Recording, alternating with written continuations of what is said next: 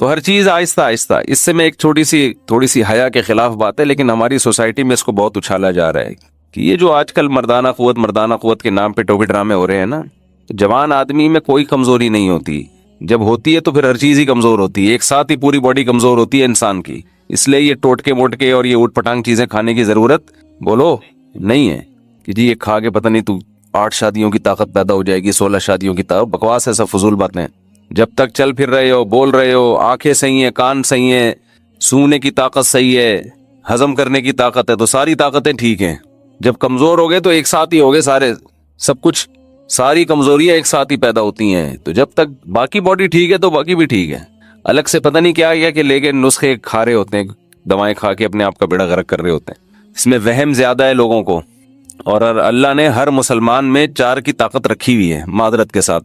اس کے لیے کوئی بہت زیادہ ایکسٹرا کوئی صحت کی ضرورت نہیں ہے. مرد کو اللہ نے عورت سے زیادہ پاورفل بنایا اس معاملے میں. تو مرد ہی کیا ہے جس میں پاور عورت ہی کے برابر ہو. ایک عورت کے لیے ایک مرد کافی ہے، تو ایک مرد کے لیے بھی ایک عورت کافی ہے. تو دونوں میں کوئی فرق ہوا پھر؟ تو آدمی کس بات کا ہے بھائی تو؟ باقی کرے نہ کرے وہ آپ کا ہیڈیک ہے، وہ میں الگ ٹاپک ہے.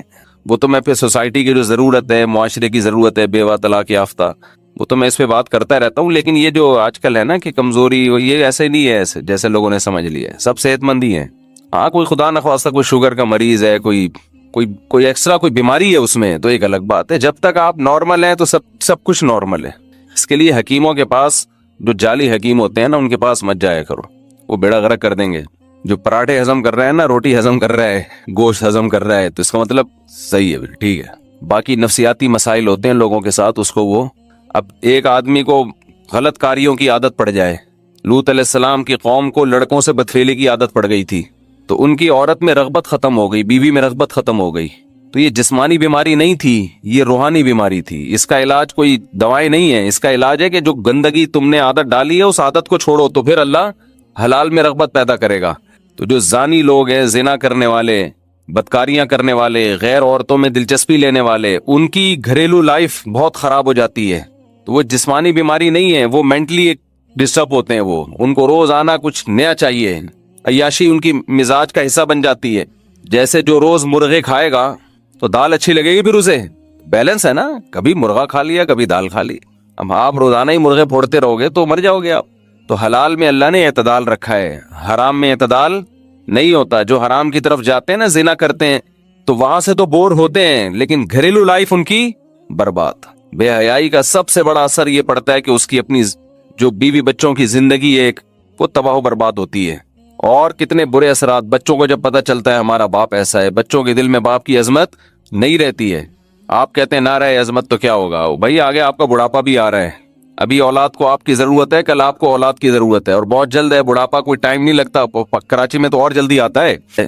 جیسے جیسے انسان بوڑھا ہوتا ہے تو جذبات آہستہ آہستہ اس میں کم ہونا شروع ہو جاتے ہیں. جذبات کے ہوتے ہوئے جو کام ہو سکتا ہے وہ وداؤٹ جذبات نہیں ہوتا. دیکھو اللہ کی کیسی قدرت ہے کہ انسان پہ جب بڑھاپا آتا ہے نا تو ساری چیزیں ایک ساتھ ہی کمزور ہوتی ہیں. سب چیزیں آہستہ آہستہ ایک ساتھ کم ہونا. نظر کمزور ہوگی، یہ اللہ کی نعمت ہے. کیوں؟ اگر نظر کمزور نہ ہو تو سب نظر آئے گا اور دل پہ لے گا ساری باتیں. سوسائٹی میں سب کچھ ٹھیک تھوڑی ہو رہا ہے، سب دیکھے گا کیا ہو رہا ہے، اور دیکھنے کے بعد لے گا کس پہ؟ دل پہ. تو دل میں برداشت نہیں ہے، وہ جوانی والا دل تھوڑی ہے. اس وقت تو بیسیوں کا اس نے توڑا ہوگا، بیسیوں نے اس کا توڑا ہوگا. کیا خیال ہے؟ ایسے ہی ہوتا ہے نا. تبھی تو وہ عاشقوں نے وہ دل کے وہ کراس لگایا ہوا ہوتا ہے اس پہ کہ ٹوٹا ہوا دل. بیسیوں نے اس کا دل توڑا ہو گیا، سہ گیا. بیسیوں کا دل اس نے توڑا ہوگا، لیکن بڑھاپے میں نہ دل توڑنے کی طاقت اور نہ دل ٹوٹنے کی طاقت، برداشت نہیں کر پاتا. تو اللہ تعالیٰ نے اس کی نظر کو کمزور کر دیا کہ نہ کچھ نظر آئے گا نہ دل پہ لے گا. محدود. اللہ سماعت بھی کمزور کر دیتے ہیں، سنائی. اس کا بھی فائدہ ہے بھائی، سب سن لیا تو آپ کو پتا ہے کہ ہر کچھ ٹھیک نہیں سنا جاتا، الٹا بھی لوگ بول رہے ہوتے ہیں، تو بھی آپ ڈائریکٹ کس پہ لیں گے بھائی؟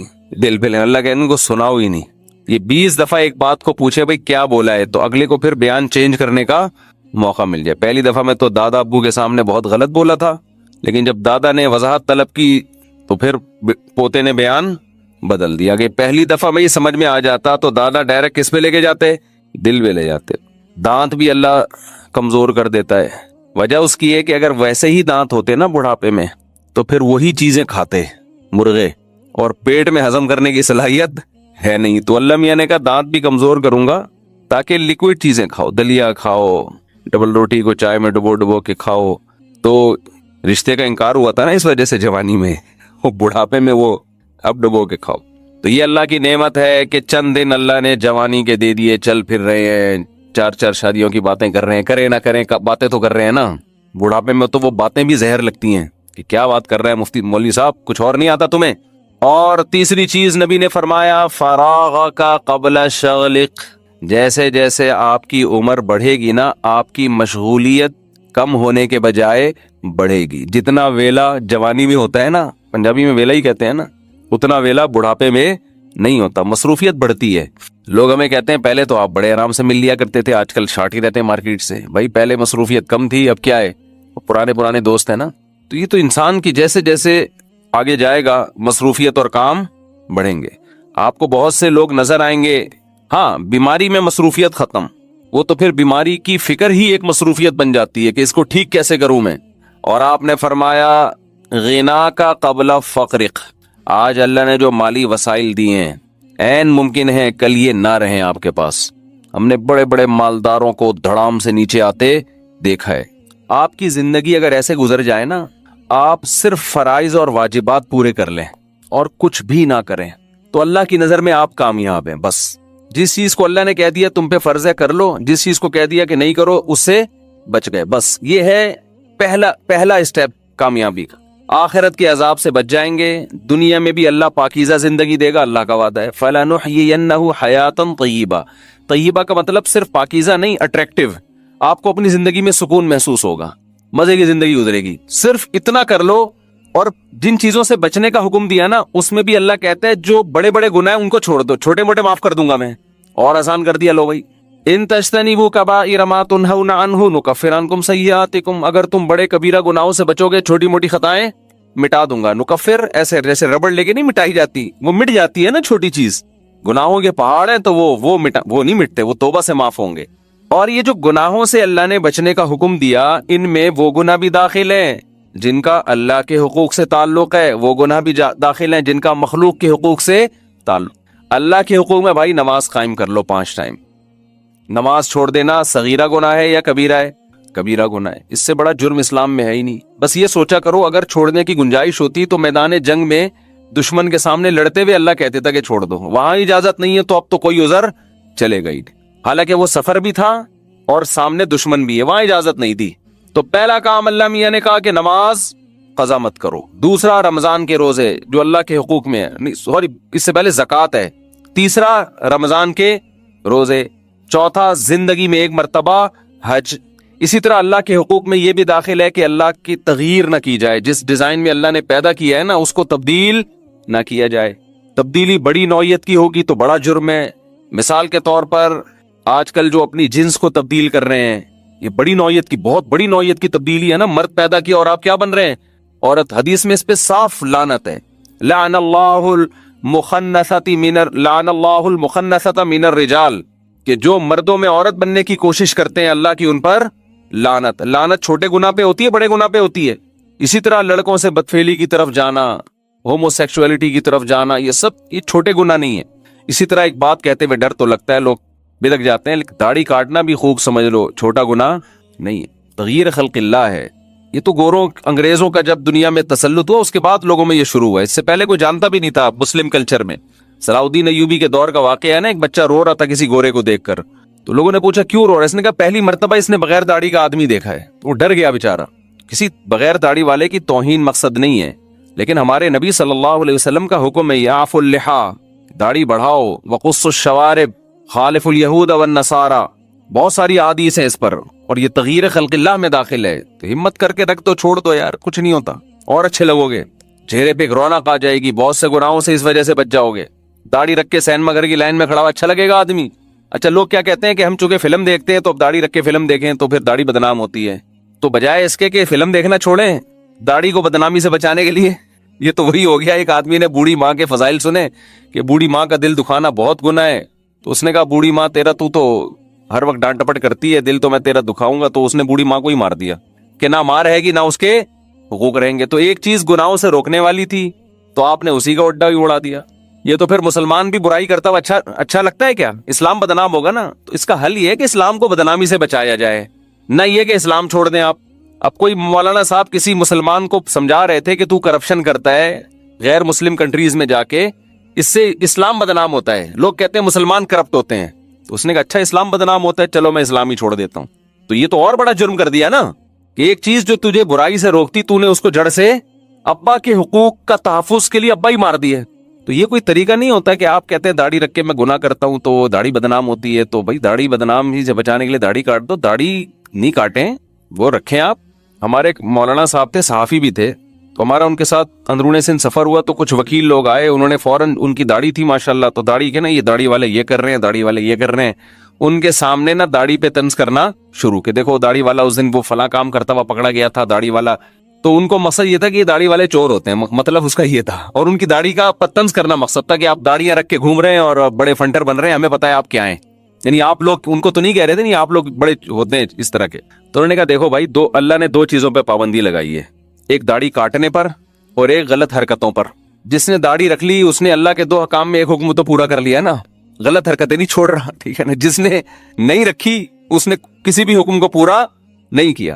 تو کبھی بھی برائی کا آپ میں کوئی اچھائی سے اس لیے بچا جائے کہ اچھائی بدنام ہوگی, یہ طریقہ نہیں ہوتا. اس کا طریقہ یہ ہے کہ آپ ایک جو کام ہو رہا ہے وہ تو کریں نا. علماء تو یہاں تک کہتے ہیں جو اچھائی آپ میں نہیں ہے اس کی دوسروں کو بھی تبلیغ کر سکتے ہیں آپ, تاکہ وہ آپ کے اندر پیدا ہو جائے. لوگ کہتے ہیں نا جو کام ہم خود نہیں کر رہے دوسروں کو کیوں کہیں, بھائی اسی نیت سے کہیں تاکہ آپ کو بھی توفیق ملے, فروغ تو دے نا. یہ جو بے حیائی کو فروغ دینے والے لوگ ہیں انٹرنیٹ پہ, سارے بے حیا تھوڑی ہوتے ہیں, لیکن پسند کر رہے ہوتے ہیں اس کو. برائی کرتے نہیں ہیں لیکن پروموٹ کر رہے ہیں اس کو. تو آپ اگر اچھائی نہیں بھی کر رہے تو پروموٹ کس چیز کو کرنا ہے, آپ نے اچھائی کو کرنا ہے کہ چلو یار اس بہانے ہو سکتا ہے ہم بھی اچھے ہو جائیں. اسی طرح اللہ کے حقوق میں زنا سے بچنا, یہ کس کا حق ہے؟ توبہ کر لیں بھائی. بدنظری کرنا صغیرہ گناہ ہے, عادت پڑ جائے تو کبیرہ گناہ ہے.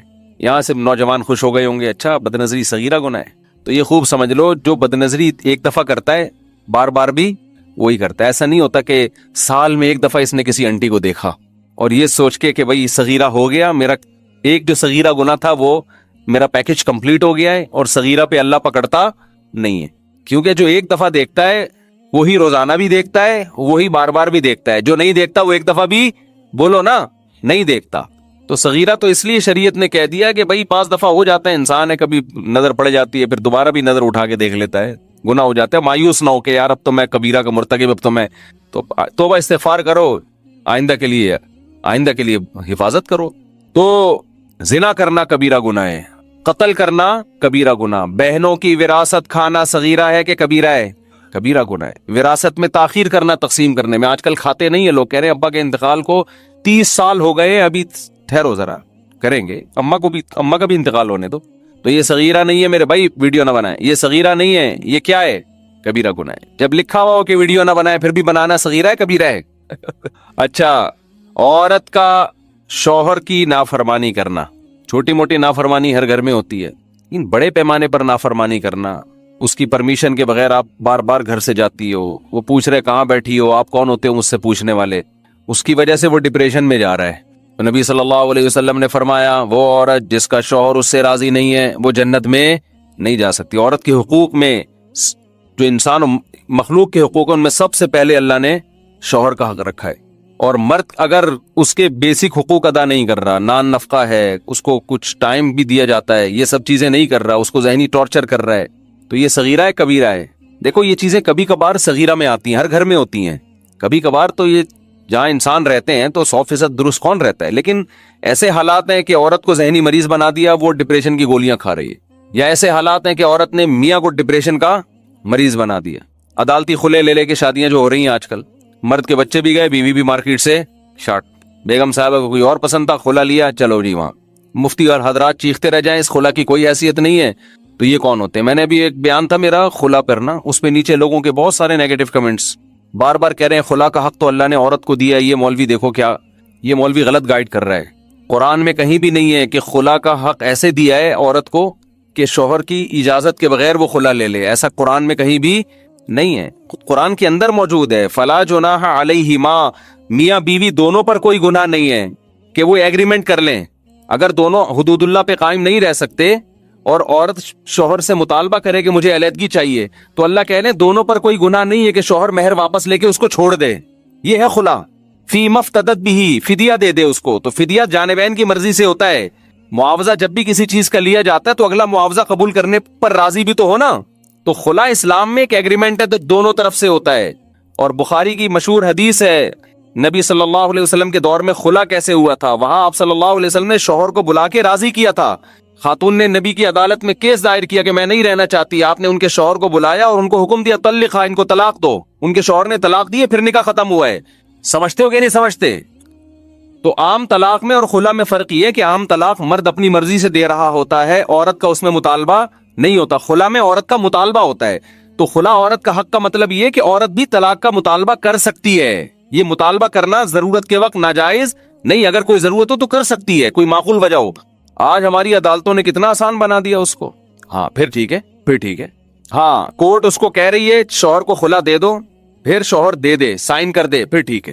ہم تو یہ کہہ رہے ہیں کہ شوہر بعض دفعہ آتا نہیں ہے, نوٹس نہیں پہنچتا, آیا الزامات ثابت نہیں ہوئے اس کے اوپر, جو الزامات لگے تھے جھوٹے الزامات تھے, دلیل سے ثابت نہیں کیے, شوہر نے الزامات کو مانا بھی نہیں, پھر بھی بس جو قانون کی کتاب میں لکھا ہوا ہے, جو میں نے خود پڑھا ہے کہ ہر قیمت پہ عورت کو علیحدگی دی جائے گی اگر وہ نہیں رہنا چاہتی, چاہے اس کے پاس کوئی معقول ریزن ہو یا نہ ہو. کوئی معقول ریزن ہو پھر تو ہم بھی اس کے قائل ہیں, بلکہ معقول ریزن, چند معقول ریزنز ایسی ہیں کہ اگر شوہر سائن نہ بھی کرے تو خلا تو نہیں ہے لیکن نکاح فسخ کر سکتی ہے کورٹ. پھر سمجھ رہے ہو بات کو؟ بعض ریزن ایسی ہیں, کوئی واقعی بڑا ظلم ہو رہا ہو نا عورت کے اوپر, بے تحاشا مارتا پیٹتا ہے, یا بیسک نان نفقہ ہی نہیں دے رہا ہے, یا خدا نخواستہ کوئی نامرد ہے, حق زوجیت ادا کرنے کی طاقت ہی نہیں ہے, تو یہ تو نکاح کی اب مصلحت ہی فوت ہو گئی نا. ایسی کنڈیشن میں کورٹ پر لازم ہے کہ وہ شوہر کو بلائے. عورت نے دعویٰ کیا کہ اس میں یہ 3 خرابیاں یا 2 یا 1 خرابی ہے, تو وہ اس پہ کیس کرے اور یہ دیکھے کہ یہ واقعی سچ کہہ رہی ہے کہ غلط کہہ رہی ہے. جیسے جج کرتا ہے نا, چوری کا الزام لگائے تو ایسے تو نہیں کہ جس نے الزام لگایا بس فوراً مان لیا آپ نے. جج یہ بات جج کرنے کے بعد فیصلہ کرے کہ ہاں جی یہ الزامات ٹھیک ہیں, اور یہ واقعی ایسے الزامات ہیں کہ اس کے ایسی صورت میں شوہر کے ساتھ عورت کا گزارا ناممکن ہے. اب یہ ہے کہ اللہ کی حدود پہ یہ قائم نہیں رہ سکتے. پھر مرد جج بیوی سے کہے گا کہ آپ رہنا چاہتی ہیں, علیحدگی چاہتی ہیں. اگر وہ کہے مجھے علیحدگی چاہیے تو پہلے صورت میں یہاں بھی جج شوہر کو کہے گا کہ آپ اس کو طلاق دو. اگر وہ نہیں دیتا تو اگر یہ بیماری قابل علاج ہوگی تو علاج کا موقع دیا جائے گا 1 سال کا. اگر قابل علاج ہی نہیں ہے, یعنی حتی الامکان کوشش کی جائے گی, پہلے موقع دیا جائے اس کو. نان نفقہ نہیں دے رہا, اس کی وجہ پوچھی جائے گی, کیوں نہیں دے رہے آپ. تو یہ تمام پروسیس سے گزرنے کے بعد جج یہ جب فیصلہ کرے گا اس کے بھئی یہاں متعنت ہے, مرد جو ہے نا وہ ظالم ہے, یہ نہ رکھتا ہے نہ چھوڑتا ہے, تو پھر اس کو کہے گا کہ آپ اس کو طلاق دیں. وہ نہیں دیتا تو پھر خلا نہیں ہوگا, یہاں فسخ نکاح ہوگا کہ جج نے کیا کیا, دونوں کا نکاح ختم. یہ اس کنڈیشن میں جائز ہے. آج جو عدالتوں میں چل رہا ہے وہ یہ نہیں ہے, اس پہ ہم چیخ رہے ہیں. آج جو کورٹ میں چل رہا ہے وہ یہ چل رہا ہے کہ عورت جائے, اس کو ایک پرنٹڈ ایک صفحہ دے دیا جاتا ہے وکیل کی طرف سے, اس میں سارے الزامات پہلے سے لکھے ہوئے ہوتے ہیں کہ کیا کیا الزامات لگیں گے. جج یہ تحقیق نہیں کرتا ہے کہ یہ الزامات صحیح ہے یا غلط ہیں, اور جج کو تحقیق کی ضرورت بھی نہیں ہے. اگر یہ ثابت ہو بھی جائے کہ الزامات غلط ہیں, جج نے پھر بھی خلا کی ڈگری پکڑانی ہے, تھمانی ہے, چاہے شوہر سگنیچر کرے یا نہ کرے. یہ کالعدم ہے, جج اپنی بیوی کو طلاق دے سکتا ہے, کسی مرد کی بیوی کو طلاق نہیں دے سکتا. ریاست کو اتنا کنٹرول اللہ نے نہیں دیا کہ وہ آپ میری اور آپ کی بیویوں کو ہم سے جو ہے نا وہ طلاق دلوانا شروع کر دے. اسلام شخصی ملکیت کا قائل ہے. مرد کی عورت پر نکاح والی ملکیت ہوتی ہے, غلام نہیں ہوتی عورت, لیکن نکاح میں ملکیت کس کی ہوگی؟ مرد کی ہوگی. یہ خاندانی نظام کو بچانے کے لیے اسلام کا بنایا ہوا اصول ہے, اور عورت کے فائدے میں ہے یہ. ہاں اگر وہ ڈھیڑ بن کے بیٹھ جائے نا, عورت نے الزامات لگائے شوہر کے اوپر, گواہوں سے ثابت کیا, عدالت نوٹس بھیج رہی ہے شوہر کو آ جاؤ, وہ نہیں آ رہا, اور الزامات اسی سنگین نوعیت کے ہیں. چھوٹے موٹے دیکھیں وہ تو خرابی ہر گھر میں ہوتی ہے نا, مجھ سے تمیز سے بات نہیں کرتا, یہ کوئی ایسی وجہ نہیں ہے. یہ گالیاں دیتا ہے, تو گالیاں معین اختر کے ماموں اتنی گالیاں دیتے تھے. جو یعنی ایسے الزامات ہیں جو سنگین نوعیت کے ہیں, جس میں واقعی عورت کو شوہر کے ساتھ رکھنا انتہائی درجے کی زیادتی ہے.